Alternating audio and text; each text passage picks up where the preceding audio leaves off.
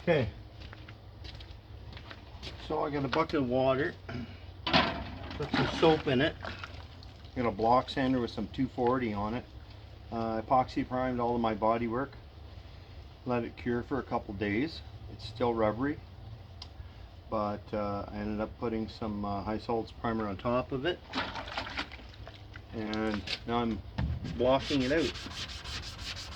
And I sprayed guide coat they call it, and it's coming along really good.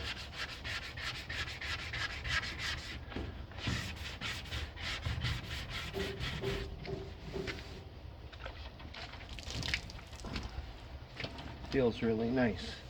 This area here was all body worked here. It's come out pretty good. It feels pretty good.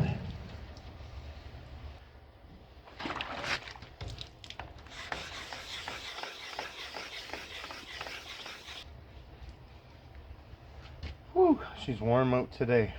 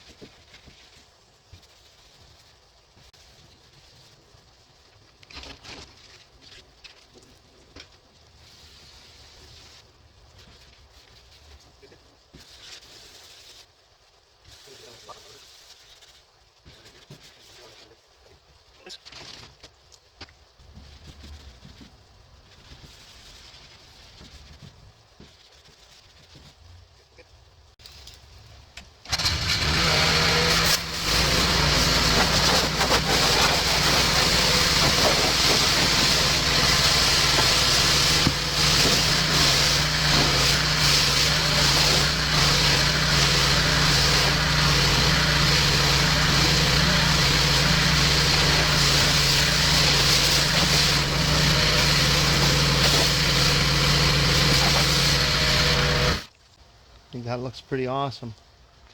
Looks pretty straight. There's a couple tiny little pinholes right there, but I'm gonna just start blocking them out. So they're almost out. So it was a big dent there, but I mean I can flatten off here and here beside it and eat it out. It won't appear to be a dent at all. It will just be some material removed from a flat surface.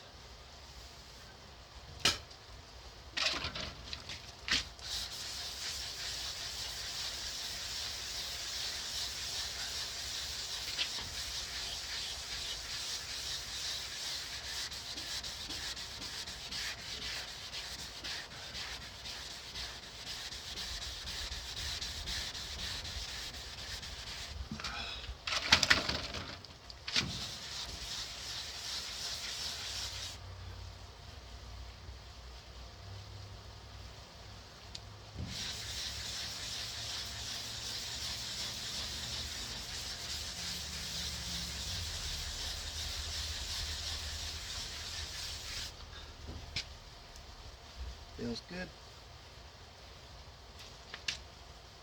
All right, that's that.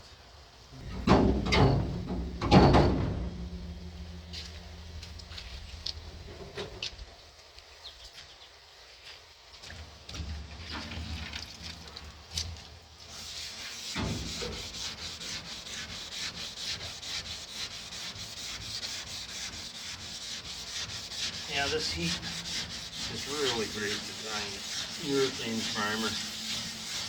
Just when you put the right amount of hardener in it, you know, it hardens it quick and makes it so it chalks off nice.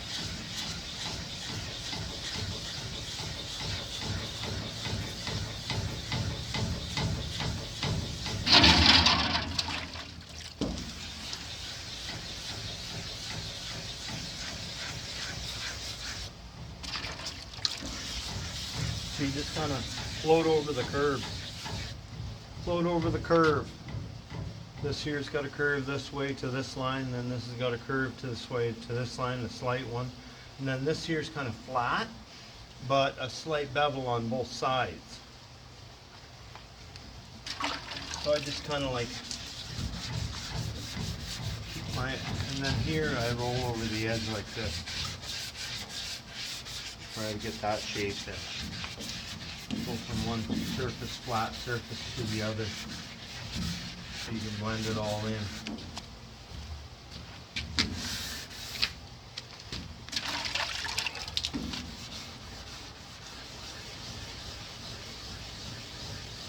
This box is going to be way straighter than your whole truck.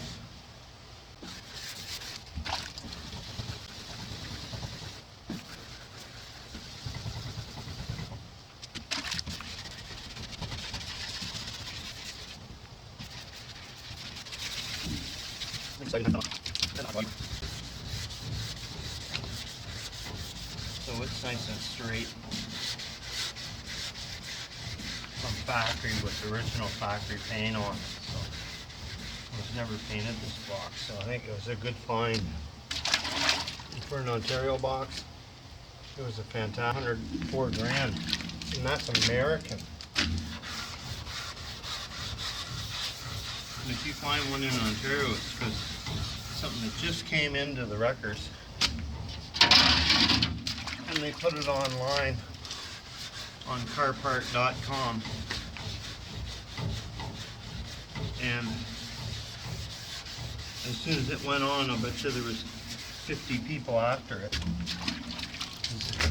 People like these trucks because they made them from 2007 to 2013, and they got the LS in them. Whether you got the 6.2 liter or the 6 or the 5.3 or the 4.8, they're all LS engines, and they all are very powerful and very reliable. You get a lot of mileage out of them. And that's why I own one. Oh, there's a dent here. I can actually see it.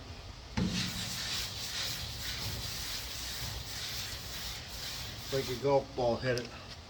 Left a little impression.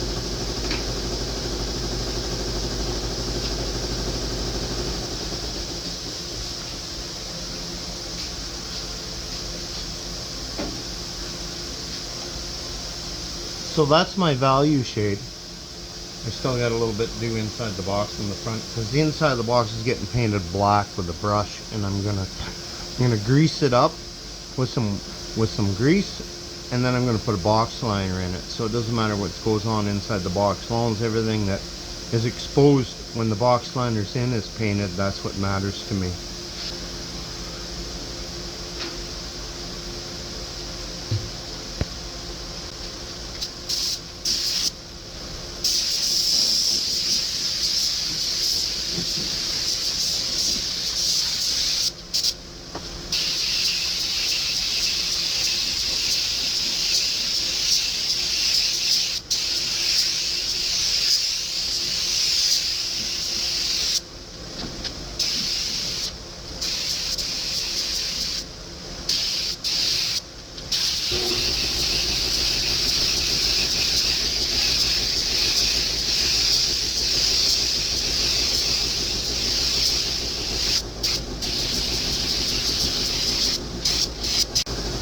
Need to strain all this stuff because it's like leftover base from other jobs that I'm using as a value shade.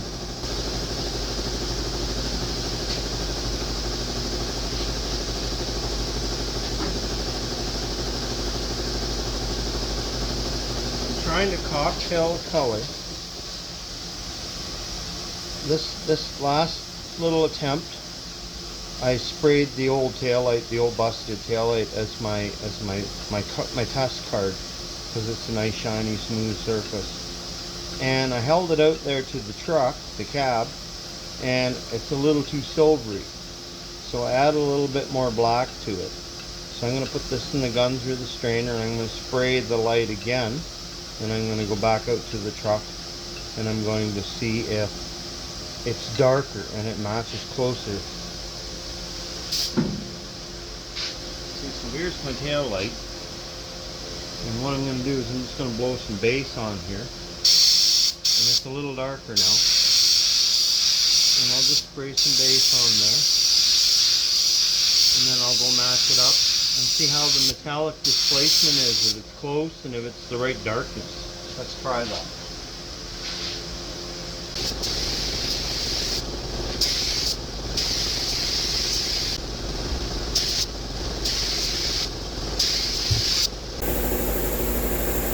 Okay, so I think I got it dark enough and matched enough that it'll pass. It's dark enough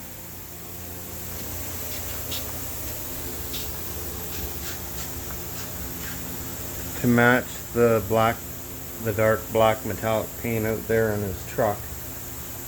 So I'm hoping that when I clear this, it will give me the proper effect.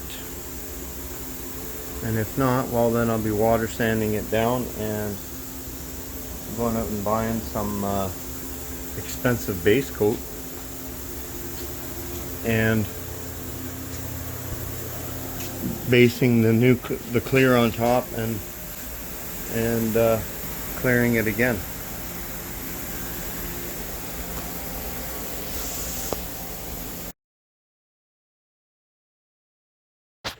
So here's a quick video on how to fix the cable drive on your back window of your 2007 to 13 power window motor cable. You take out the mechanism, you take out that bolt right there, there's one right there in the motor, and then there's two nuts on the bottom, and then there's a bolt right there for the glass that grabs the glass with these clamper things right here. You loosen them off and then the mechanism comes out. There's two bolts for the door handle on the door panel, and there's one bolt up right there, and then the rest are snap-in clips through these holes right here. So they just pop out with a little flat screwdriver. They all pop out. So here we go. I'm going to take this apart now, and I'm going to go get the key and make this motor right here function for me so I can get these cables sorted. And there's a little thing at the end right here that's got a hook over top of the pulley right here. I think it hooks right in there. And when they get frozen and you activate them, this jumps out, and then you got no window, holding no window up. So I think that's the problem. I mean, I'm guessing that's what it is from all the experience of me working on cars over 35 years, gutting doors and swapping out innards into a new door. I kind of have a general idea of how things function. So what's happened here is the cable right here went down the side of the axle here and jammed up. It got like slack in it, and then it wound around the axle and it's jammed in there, and they have this pop riveted in. So I don't know if I have to drill this out, but I'm going to try rotating this scenario right here and backing it off with a pair of vice grips and something to stick in there to be a drives. So let's try that. Okay, so let's put this in here. See if that's going to work. Yeah, that's going to work. Okay, so we want to go this direction and get this out of here. There, see, look at that. It's all got kind of kinked up a little bit. So we'll try to straighten that out. But that's supposed to go on there like that. And that little kink right there is going to mess it up. So let's straighten that out if we can. Get a pair of vice grips.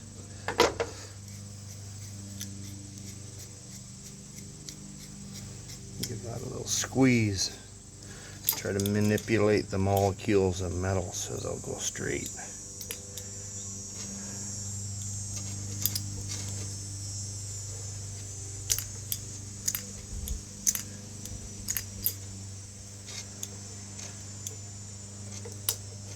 And this is probably a chronic problem with these things.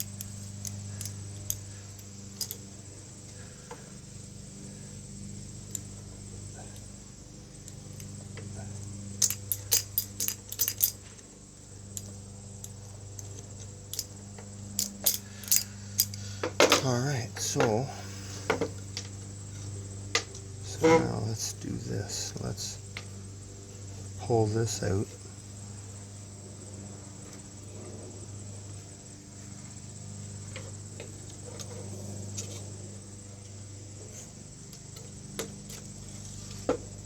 But there's no more room on the reel to put any more of this cable. So I'm just wondering Okay, it goes around the bottom of this here like this.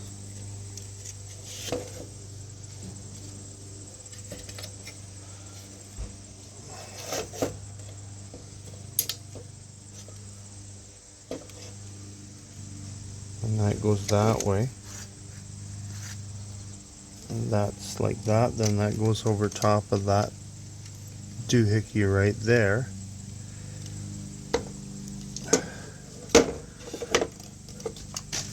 And then it comes back down here and hooks into something.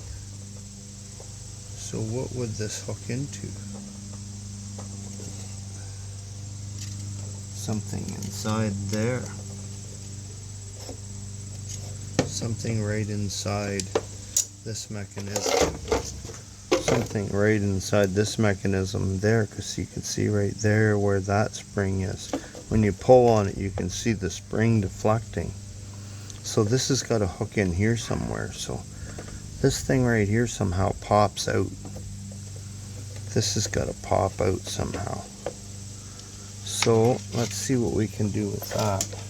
I'm going to get a screwdriver and see if we can pop this plastic thing off and gain access to whatever the hook is there.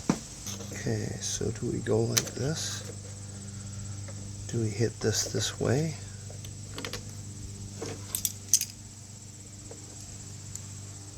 Do we lift up on this? Is there screws in the back side?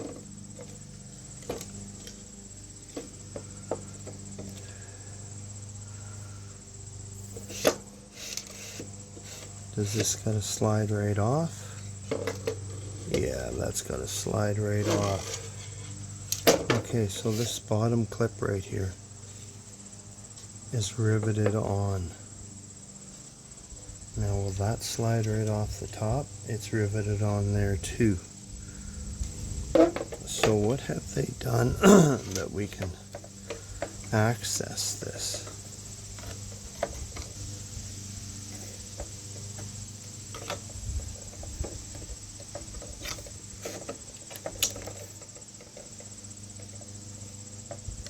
Yeah, it looks like I have to take the rivet off. That's what it looks like to me. I got to take that rivet off right there and put a little bolt through there or something. Because this here has to slide off so I can gain access to put the cable in. And then put this back on with another rivet. Or a little nut and bolt and grind the head off. Put the nut on the back side so it has no interference with anything. Grind this bugger off right here. So how do we go about this without transferring too much heat? I think I need to have a wet rag so that I can grind and then cool it and not have the plastic melt.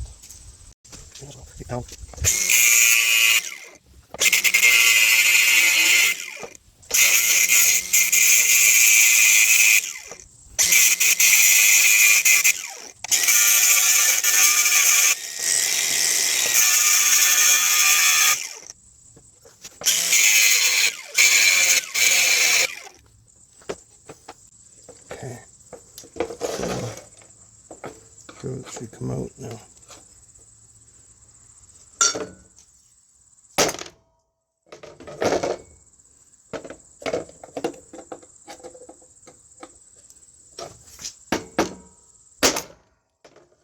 There we go. And that comes off. And there's our rivet. So now we can slide this right off. Ah, I see there's a little piece of plastic here that's broke, and then that's what allowed it to come off. There's the piece of plastic. It's supposed to be right there.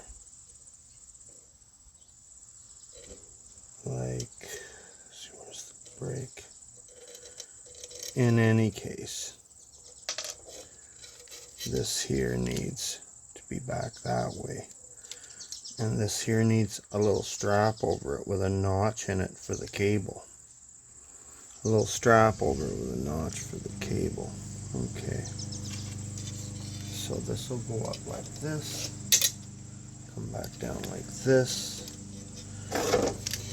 and this will go in here like this.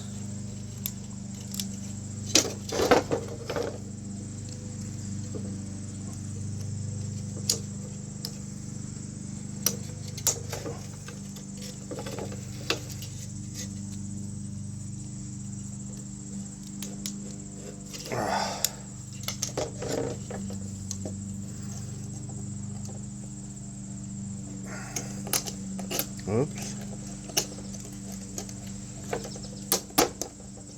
There. So now I just got to hold that spring in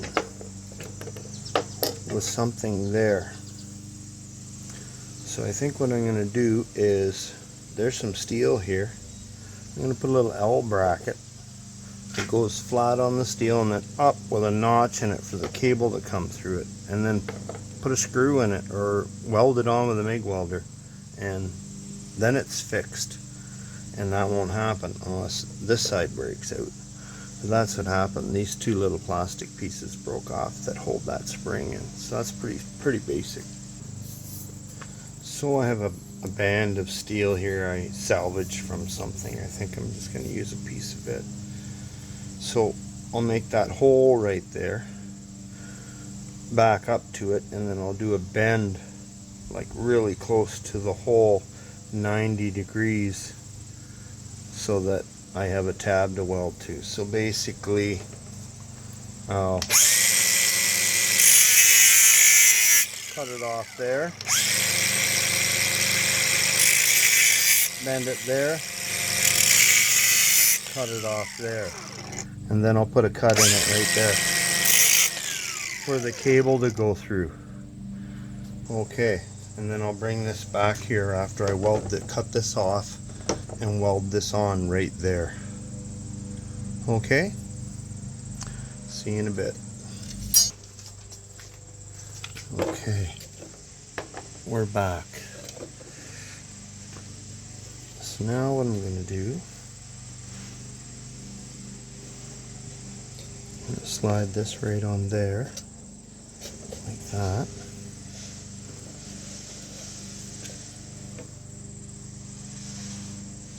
Now that is bottom. So there we go. There's my little maneuver right there. I just made a little piece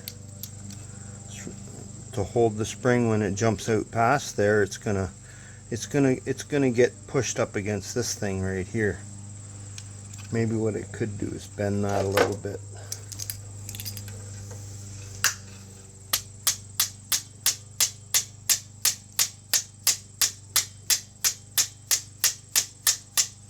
So it don't jump out past that, but I put a nice tack right there. So now I'll put this back on the track, get it all untwisted here.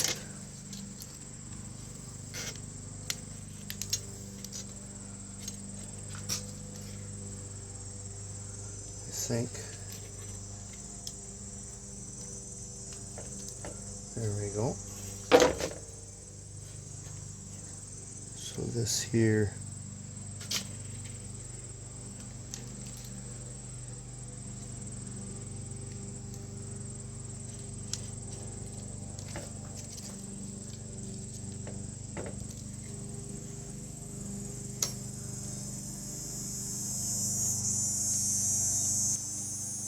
oh shit, now how does this go?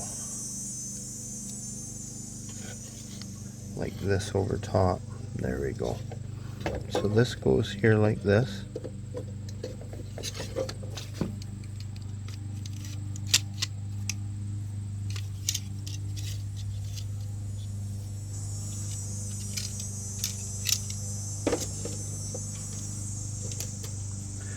And I think this cable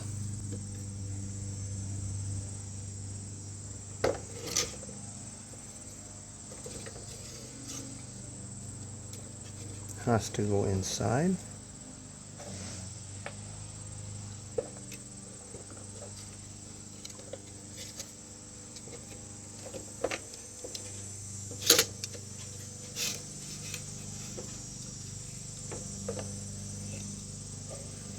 And this doohickey goes. Oh.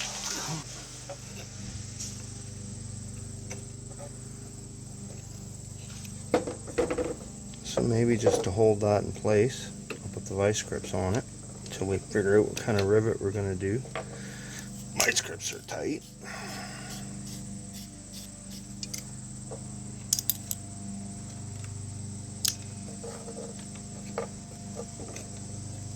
And this here's upside down.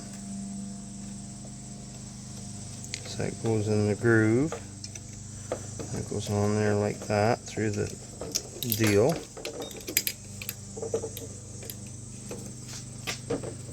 Not too tight with the vice grips, don't want to break the clamp.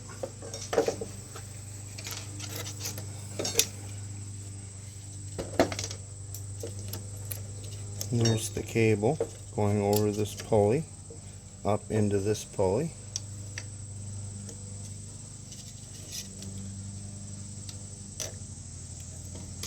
See what's happening here already. We're getting off track here.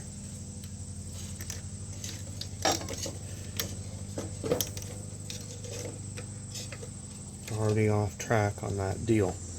Now why is that? Why is that cable? You got to get that. You got to get this. You got to get this track here. Got to get this cable. See how it's skipping there? This one here's on the inside. That's got to go. I'm gonna take this off again, so I can figure that out and get that fed on that pulley. Get that fed on that pulley properly.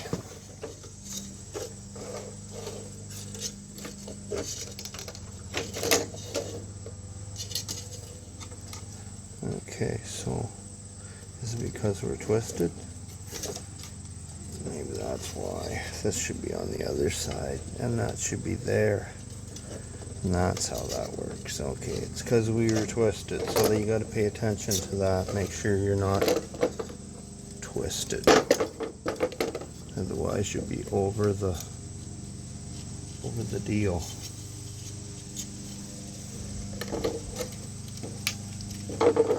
Okay, so the last thing we'll do is jump the pulley on the top here. That's the last thing we'll do. So we'll keep it loose, get this on the track.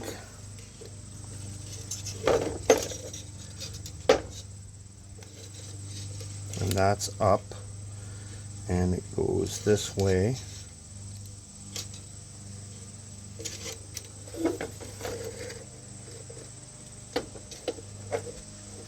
And there's a notch right there. Slide that on.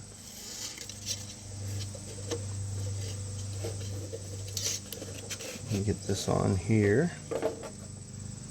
Put this in place. Put the cable over top of it. Clamp it with the vice grips.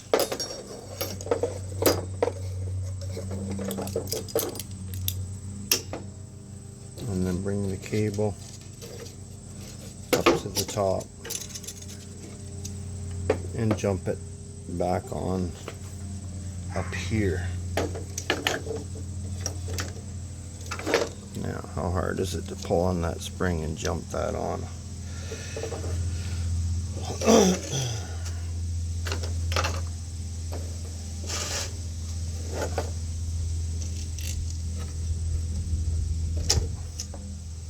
Yeah, this might be a bit of a maneuver.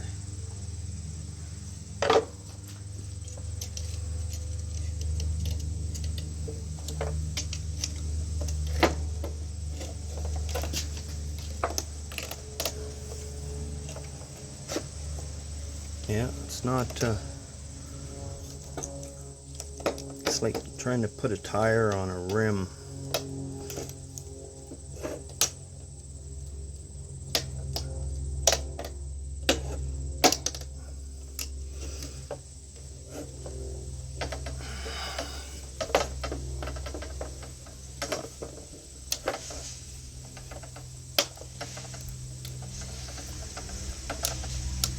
Come on, baby. There we go. So now we got it fixed. Now we need to make sure that we put a rivet in here. And I'm going to have to wind this thing up to get the thing out of the way of the rivet.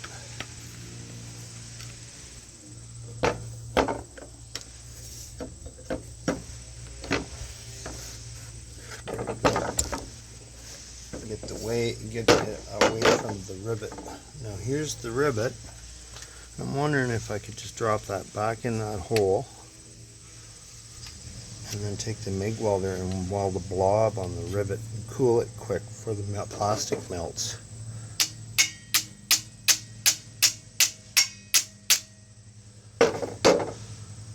So there we go. I'll put a tack on that rivet.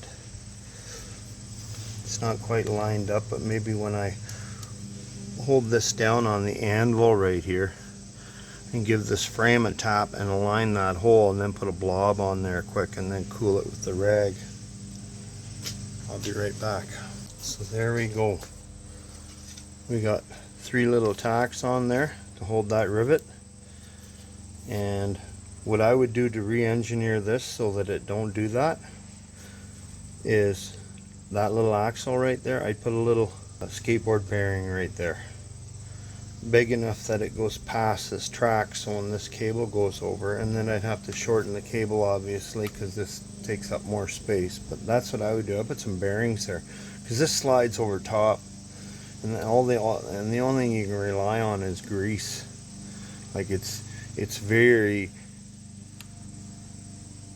cheaply made plastic parts, you know, but the plastic is what breaks when it gets cold or it gets brittle. It's like planned obsolescence. Even this plastic wheel, the gear in it, they could have made this out of die cast, and that would have been a way better scenario. And that just spins on grease. It just spins on grease. So if this is loose, gets dry, it starts wearing out this plastic, and then it's no good. So I'm going to lube this really well and lube the little slider over the top. And that should be good.